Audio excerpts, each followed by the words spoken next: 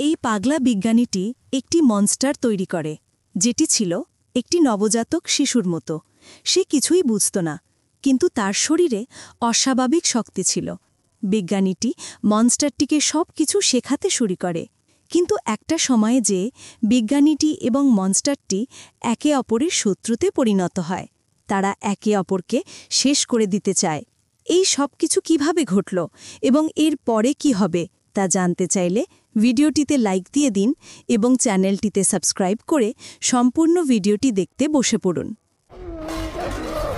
গল্প শুরু হয় 1857 সালে ফেদারমোর নর্থ নামের একটি জায়গায়, যেখানে একটি বড় জাহাজ বরফে আটকা পড়েছে। জাহাজের ক্যাপ্টেন হলেন অ্যান্ডারসন। তিনি তার লোকদের জাহাজটিকে বরফ থেকে মুক্ত করার কাজে লাগিয়েছেন। তার কমান্ডার তাকে বলেন যে তারা খুব দ্রুত কাজ করতে পারবে না, নইলে লোকেরা আহত হতে পারে। কিন্তু অ্যান্ডারসন বলেন যে তারা একটানা কাজ করুক বা না করুক, তাদের যত তাড়াতাড়ি সম্ভব নর্থ পোলে পৌঁছতেই হবে, যা তাদের মিশন। জাহাজটিকে মুক্ত করার কাজ করতে করতে রাত নেমে আসে। রাতে অ্যান্ডারসনের লোকেরা জানায় যে এখান থেকে অল্প দূরে একটি বিস্ফোরণ হয়েছে। তিনি তার লোকদের সাথে সেখানে যান এবং একটি স্লেজ বা বরফে চলার গাড়ি দেখতে পান, যা কুকুর বা নেকড়েরা টানে। সেটি ভাঙা অবস্থায় ছিল। তারা আশেপাশে তাকালে দেখতে পান প্রচুর রক্ত পড়ে আছে, কিন্তু সব কুকুর সুরক্ষিত। আরেকটু এগোতেই তারা ভিক্টর ফ্র্যাঙ্কেনস্টাইন নামে একজন আহত ব্যক্তিকে খুঁজে পান, যিনি যন্ত্রণায় কাতরাচ্ছেন। আসলে তিনি গুরুতরভাবে আহত। তারা তাকে জিজ্ঞেস করে কি হয়েছে। কেউ কিছু বোঝার আগেই সেখানে একটি ভয়ঙ্কর প্রাণী উপস্থিত হয়। এটি দেখতে মানুষের মতো হলেও আকারে অনেক বড়। তার শরীর পচ ধরা, চামড়া খসে পড়ছে এবং সে প্রচণ্ড লেগে আছে। অ্যান্ডারসন ভিক্টরকে জাহাজে নিয়ে যান, কিন্তু দানবটি জাহাজে আক্রমণ করে। এটি একের পর এক লোকদের মারতে শুরু করে। সে সবাইকে বলে যে ভিক্টর তার শিকার এবং তাদের উচিত ভিক্টরকে তার হাতে তুলে দেওয়া, কিন্তু কেউ তার কথা শোনে না এবং তাকে আক্রমণ করতে থাকে। দানবটি খুব সহজেই সব মানুষকে মেরে ফেলে এবং গুলি তার ওপর কোনো প্রভাব ফেলে না। ঠিক তখনই একজন লোক তাকে একটি বড় বন্দুক দিয়ে গুলি করে এবং সে জাহাজ থেকে পড়ে যায়। সে সঙ্গে সঙ্গে নিজেকে সুস্থ করে তোলে এবং আবার জাহাজে উঠতে শুরু করে, কিন্তু ততক্ষণে লোকেরা মই ওপরে টেনে নিয়েছে। তাই দানবটি নিজেই জাহাজটিকে ধাক্কা দিতে শুরু করে। জাহাজটি বরফে আটকে ছিল, কিন্তু দানবটি এত শক্তিশালী যে এটি জাহাজটিকে কাত করে দিতে শুরু করে এবং বরফ ভাঙতে শুরু করে। অ্যান্ডারসন ওপর থেকে হিমায়িত বরফের ওপর গুলি চালাচ্ছিলেন, যা ইতিমধ্যেই ফাটল ধরা ছিল। এখন এটি সম্পূর্ণ ভেঙে যায়, যার ফলে দানবটি জলে পড়ে যায়।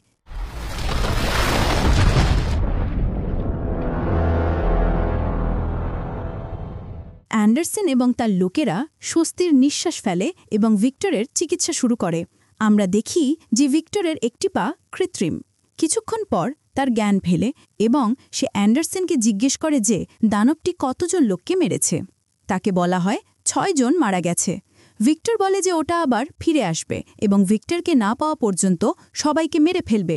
অ্যান্ডারসন এই কথা শুনে হতবাক হয়ে যান। এখন ভিক্টর তাকে তার গল্প বলতে শুরু করে। ভিক্টরের বাবা লিওপোল্ড একজন প্রখ্যাত সার্জন ছিলেন, যিনি ক্লিয়ার নামে এক মহিলাকে বিয়ে করেছিলেন, কারণ সে ধনী ছিল এবং প্রচুর যৌতুক নিয়ে এসেছিল। তাদের একটি ছেলে হয়, যার নাম তারা রাখে ভিক্টর।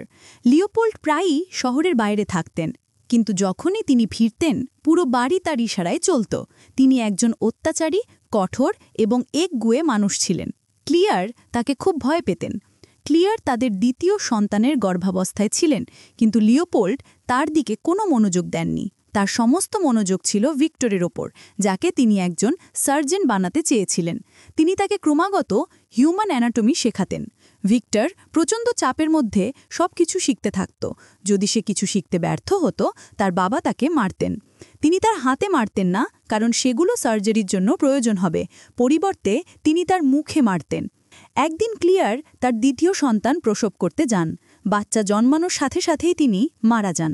ভিক্টর এতে পুরোপুরি ভেঙে পড়ে এবং নিজেকে সামলানোর চেষ্টা করে। লিওপোল্ড তার দ্বিতীয় ছেলের নাম রাখেন উইলিয়াম এবং তাকে খুব ভালোবাসতেন।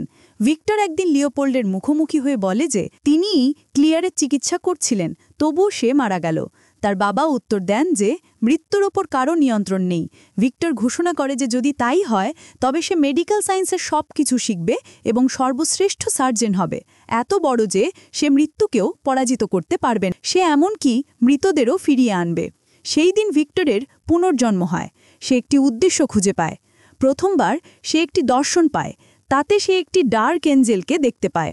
সেই ডার্ক এঞ্জেল ভিক্টরকে বলে যে সে তার বাবার চেয়েও বড় সার্জন হবে, বিশ্বের সর্বশ্রেষ্ঠ সার্জন।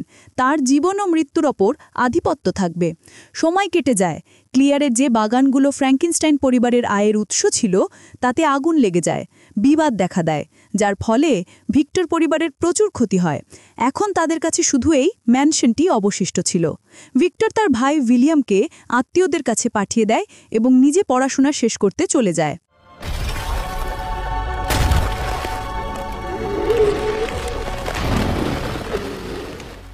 বছর কেটে যায়, দশক কেটে যায় এবং ভিক্টর তার কাজে নিবেদিত থাকে। 1855 সালে royal college of medicine disciplinary ট্রাইব্যুনালে তার বিচার চলে। সে একটি মৃতদেহের অর্ধেক ব্যবহার করে অন্য একজনের হাত জোড়া লাগিয়ে তাকে জীবন্ত করে তোলে। পুনরুজ্জীবিত হওয়ার পর সেই মৃতদেহটি তার হাত নাড়াতে পারত, ভিক্টরের আদেশ শুনতে পারত এবং এমনকি মানুষের মতো আচরণও করতে পারত। সবাই এটাকে পাপ বলে, কারণ এটা ঈশ্বরের সৃষ্টি এবং তার নিয়মের বিরুদ্ধে।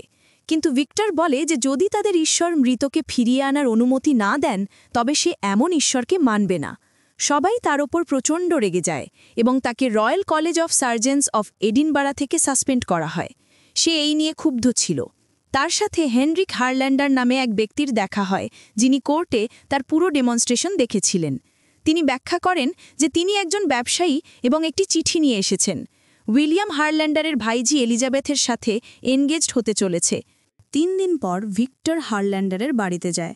হারল্যান্ডার তাকে সরাসরি বলেন যে তিনি নিজে আর্মিতে একজন সার্জন ছিলেন এবং ভিক্টরের ডেমনস্ট্রেশন খুব কাছ থেকে দেখেছেন। তিনি বুঝতে পেরেছেন যে ভিক্টর মৃতকে জীবন্ত করতে পারে, কিন্তু তার বর্তমান পদ্ধতিটি স্নায়ুতন্ত্রের মাধ্যমে কেবল অল্প সময়ের জন্য শক্তি প্রবাহিত করে। এর মানে হল যে মৃতদেহটিকে সে পুনরুজ্জীবিত করছে তা বেশিক্ষণ বেঁচে থাকবে না। এটি একটি শর্টকাট। তিনি তখন তাকে একটি পরীক্ষা দেখান, যেখানে মানুষের শরীরের অংশগুলি আলাদা করে কাঠের প্লেটে রাখা হয়েছিল। এই প্লেটগুলি হিউম্যান লিম্ফ্যাটিক সিস্টেমের অংশ, যা মানবদেহে খুব কম রক্তপ্রবাহ করে কিন্তু শক্তি সঞ্চয় করতে পারে এবং পুনরায় ব্যবহার করার ক্ষমতা রাখে। ভিক্টর এটা কখনো ভাবেনি। হারল্যান্ডার বলেন যে ভিক্টরের যা যা রিসোর্স লাগবে তিনি তা দেবেন। তিনি শুধু পরীক্ষাটি সফল হতে দেখতে চান এবং এর বিনিময়ে তিনি আপাতত কিছুই চান না। কিছুক্ষণ পর ভিক্টর উইলিয়ামের সাথে দেখা করে এবং তার হবু স্ত্রী এলিজাবেথের সাথে কথা বলে। এলিজাবেথের চিন্তাভাবনা, জিনিসগুলি দেখার দৃষ্টিকোণ খুব আলাদা। সে ভিক্টরের সাথে কিছুক্ষণ কথা বলে এবং সে কিছুটা মুগ্ধ হয়। পরের দিনই হারল্যান্ডার তাকে একটি পরিত্যক্ত টাওয়ারে নিয়ে যান এবং তাকে সেখানে তার ল্যাব তৈরি করতে বলেন। তার যা কিছু লাগবে হারল্যান্ডার তার কারখানার শ্রমিকদের দিয়ে তা বানিয়ে দেবেন। উইলিয়ামও ভিক্টরকে সাহায্য করবে। একদিন ভিক্টর তার পরীক্ষার জন্য একটি মৃতদেহ খুঁজতে বের হয়। সে ফাঁসিতে মৃত একজন কয়েদির দেহ ব্যবহারের অনুমতিও পেয়েছিল। এদিকে ভিক্টর এলিজাবেথকে চার্চে আসতে দেখে। সে কনফেশন করতে এসেছে এবং ভিক্টর খুব কৌতূহলী হয়ে ওঠে যে সে কি এমন স্বীকার করতে পারে। সে গোপনে প্রিস্টের কেবিনে বসে পড়ে এবং এলিজাবেথ সেই একই কেবিনে কনফেশন করতে আসে। সে বলতে শুরু করে যে সে ভিক্টরের প্রতি ঘৃণা অনুভব করে। সে খুব অহংকারী এবং সবসময় নিজের ইচ্ছে মতো চলে। ভিক্টর এতে খুব কষ্ট পায়। সে পর্দা সরিয়ে ফেলে, যা এলিজাবেথকে চমকে দেয় এবং সে চলে যায়। সে তাকে অনুসরণ করে এবং তারা কথা বলে। সে তার নিজের সম্পর্কে কিছু কথা বলে যে সে পোকামাকড় নিয়ে আগ্রহী, কারণ তাদের গঠন ভিন্ন। সে বিজ্ঞানের একজন বড় ভক্ত এবং একটি অলৌকিক ঘটনার সন্ধানে আছে, কিন্তু সে এখনও বিজ্ঞানের সেই সর্বশ্রেষ্ঠ অলৌকিক ঘটনা খুঁজে পায়নি।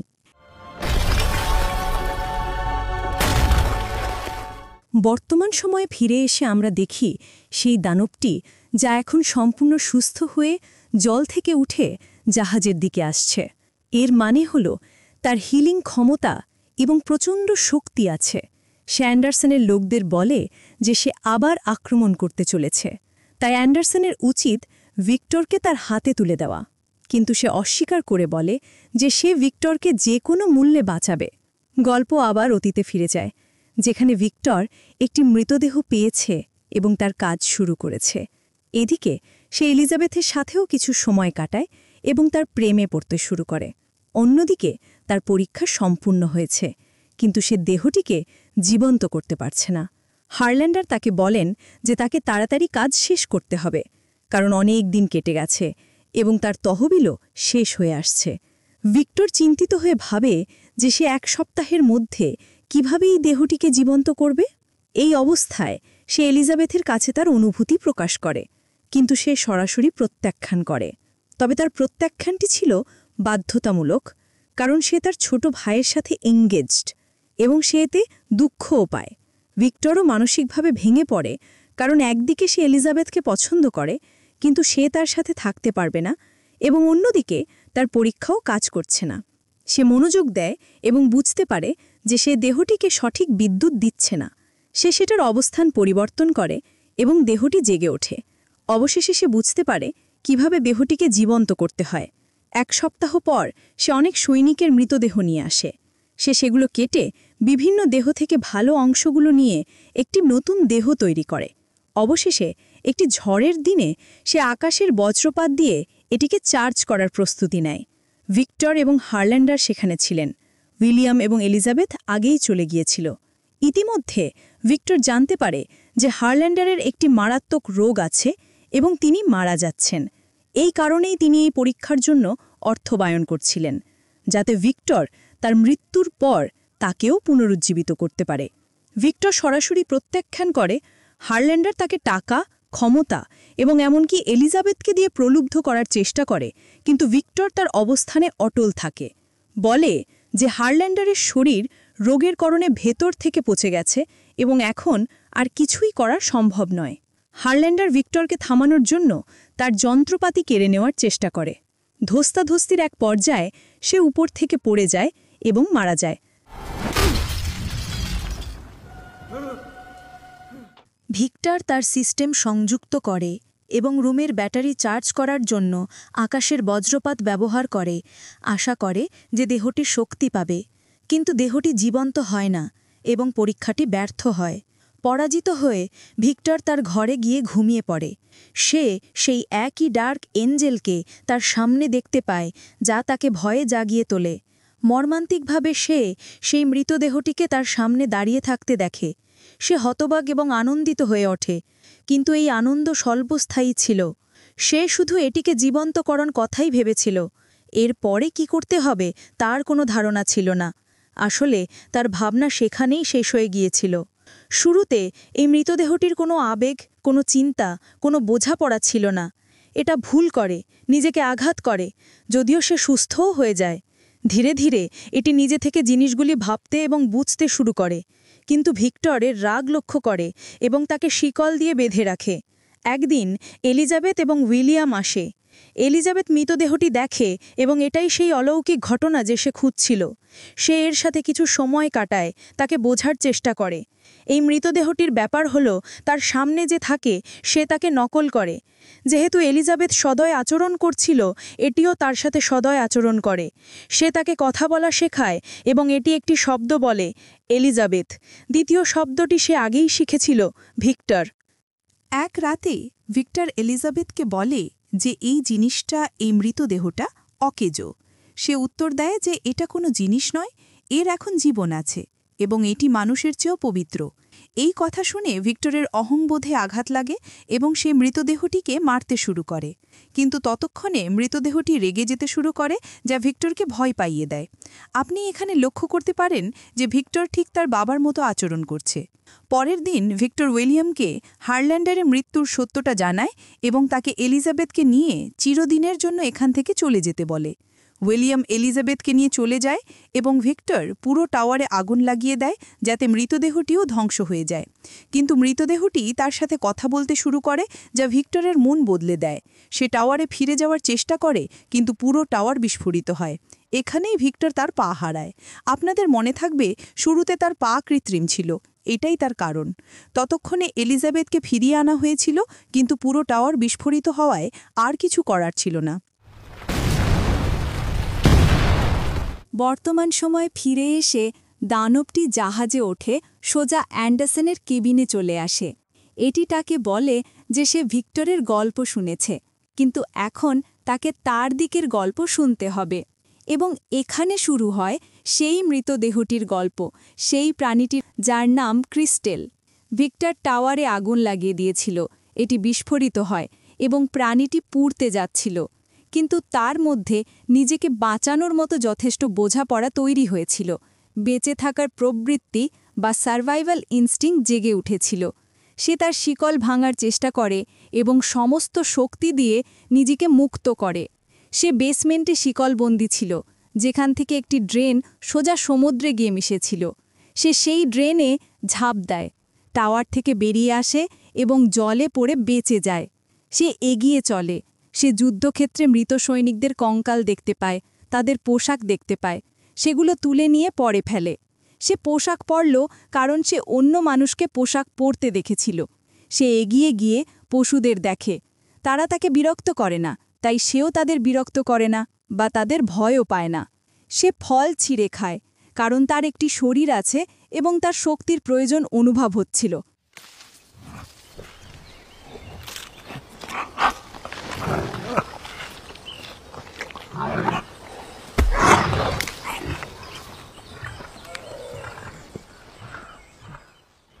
হঠাৎ কিছু লোক তাকে গুলি করতে শুরু করে। ভয়ে সে দৌড়ে একটি বসতিতে লুকিয়ে পড়ে। সে একটি শেডে লুকিয়ে পড়ে, যেখান থেকে সে বাইরের লোকদের দেখে। শেডটি পরিত্যক্ত ছিল, তাই সে সেখানে থেকে লোকদের পর্যবেক্ষণ করে অনেক কিছু শেখে। সে শেখে তারা কিভাবে বাঁচে, কিভাবে কথা বলে। সে শব্দ চিনতে শুরু করে, কোন জিনিসকে কি বলা হয় তা শিখতে থাকে। এই লোকদের মাঝে থেকে সে অনেক কিছু শিখে ফেলে। সে একজন বৃদ্ধকে দেখে যে একটি ছোট মেয়েকে পড়ায়। সেই মেয়েটির সাথে সাথে প্রাণীটিও শিখছিল। ঠিক সেভাবে সেখানে থেকে সে তাদের মতো করে বাঁচতে শুরু করে। সে লুকিয়ে থাকত, কিন্তু রাতে সে গোপনে তাদের সাহায্য করার জন্য কাজ করত।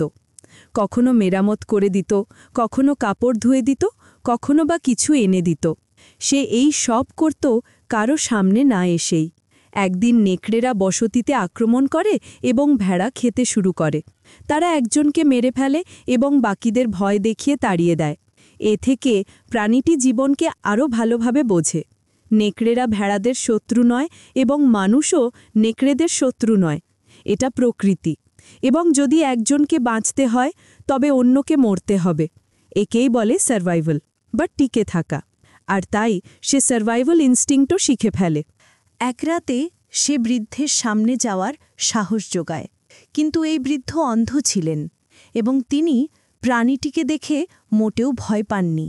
পরিবর্তে তিনি এর ভেতরের দয়ালু দিকটা তুলে ধরেন।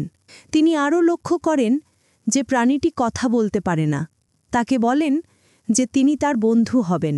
প্রাণীটি খুব ভয় পাচ্ছিল, কিন্তু বৃদ্ধ তাকে ভয় না পেয়ে খুশি থাকতে বলেন। এই অনুভূতি প্রাণীটিকে একটি নতুন আবেগ দেয়। সে শারীরিকভাবে জেগে উঠেছিল এবং এখন সে সচেতনভাবে জাগতে শুরু করে। বৃদ্ধ তাকে গল্প বলেন, পড়তে উৎসাহিত করেন এবং জীবন সম্পর্কে শেখান। এভাবেই প্রাণীটি কথা বলতে শেখে, মানুষকে বুঝতে শেখে। তার মনে একটি কৌতূহলও জন্মায়। সে কে? তার কোনো স্মৃতি নেই, শুধু স্মৃতির খণ্ডাংশ, যাতে সে কাটা ছেঁড়া অসংলগ্ন মানুষ দেখতে পায়। এর কারণ হল তাকে সেভাবেই বিভিন্ন শরীরের অংশ দিয়ে তৈরি করা হয়েছিল। সে আগুন আর জল দেখে এবং তার পায়ের নিচে শুধু বালি।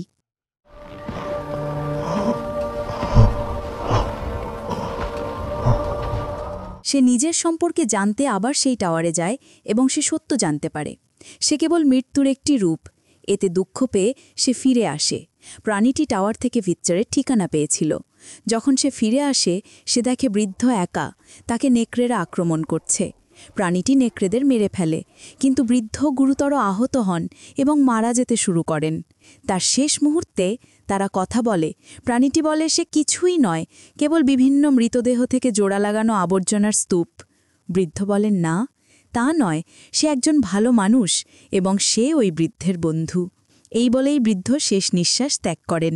প্রথমবারের মতো প্রাণীটি নিজের কাউকে খুঁজে পেয়েছিল, কিন্তু এখন সে চলে গেছে। ঠিক তখনই বাকি গ্রামবাসীরা সেখানে আসে, তারা ভুল বোঝে এবং প্রাণীটিকে আক্রমণ করে। তারা ভাবে যে সেই বৃদ্ধকে মেরেছে। প্রাণীটি প্রায় মেরেই গিয়েছিল, কিন্তু দীর্ঘ সময় পর জেগে ওঠে। এখন তার হৃদয়ে দুঃখ ও ক্রোধ। একই সাথে সে ভিক্টরকে খুঁজছে, যাতে ভিক্টর তাকে একটি সঙ্গী তৈরি করে দেয়। এর বেশি সে কিছুই চায় না।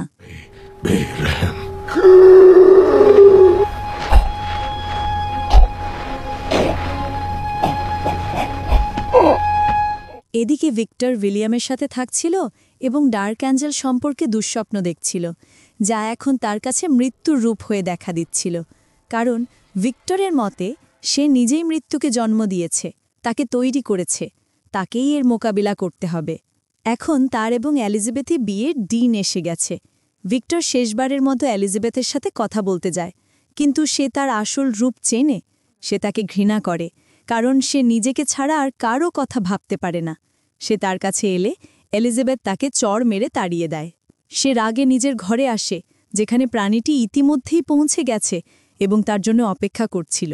এটি তাকে তার জন্য একটি সঙ্গী তৈরি করে দিতে বলে, কিন্তু তার অহংকার ও রাগে ভিক্টর বলে যে সে একটি দানব এবং সে আরেকটি দানব তৈরি করবে না।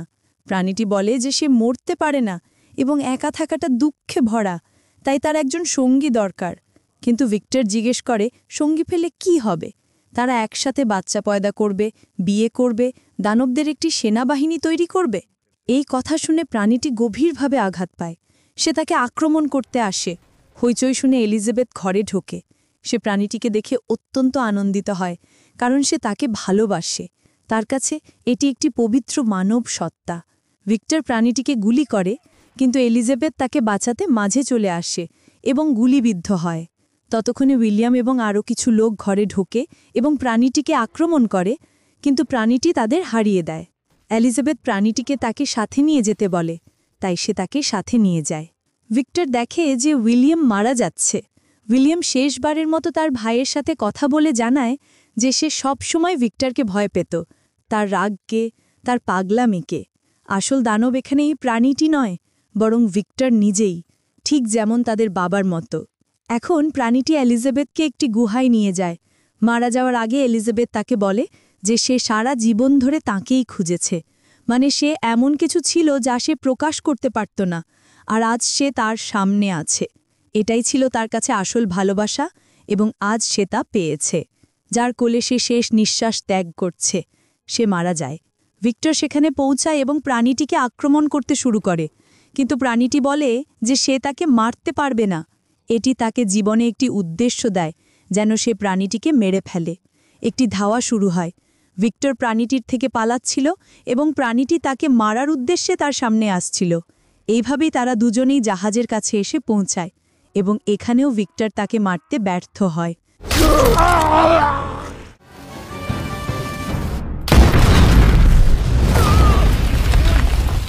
গল্প এখন আবার জাহাজে। অবশেষে ভিক্টর প্রাণীটির কাছে ক্ষমা চায়। সে প্রাণীটির মাথায় হাত রাখে এবং তাকে আমার ছেলে বলে ডাকে। প্রাণীটি সেই বৃদ্ধের কাছ থেকে সবচেয়ে বড় যে শিক্ষাটি পেয়েছিল তা হলো ক্ষমা করা। আজ প্রাণীটি ভিক্টরকে ক্ষমা করে দেয়।